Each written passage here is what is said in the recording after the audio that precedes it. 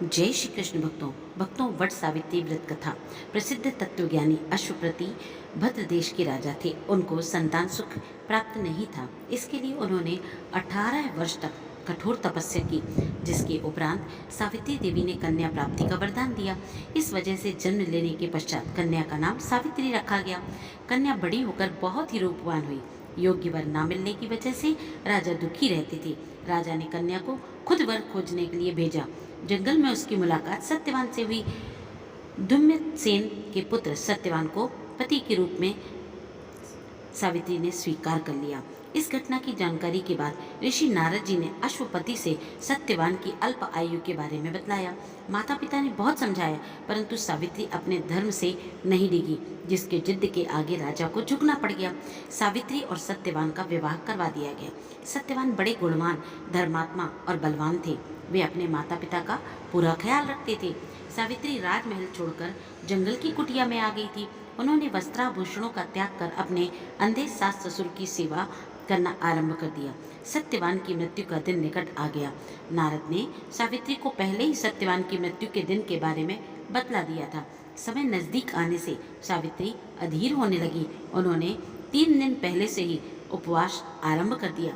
नारद मुनि के कहने पर पितरों का पूजन किया। प्रत्येक दिन की तरह सत्यवान भोजन बनाने के लिए जंगल में लकड़ियां काटने के लिए जाने लगे, तो सावित्री उनके साथ चल पड़ी। वह सत्यवान के महाप्रयाण का दिन था। सत्यवान लकड़ी काटने पेड़ पर चढ़े, लेकिन सिर चकराने की वजह से नीचे उतर आए। सावित्री पति का सिर अपनी गोद में रखकर उन्हें सहलाने लगी। तभी यमराज आते दिखाई दिए, तो सत्यवान के प्राण लेकर जो जाना चाहते थे। सावित्री भी यमराज के पीछे पीछे जाने लगी। उन्होंने बहुत मना किया, परंतु सावित्री ने कहा, जहाँ मेरे पति देव जाते हैं वहाँ मुझे भी जाना ही चाहिए।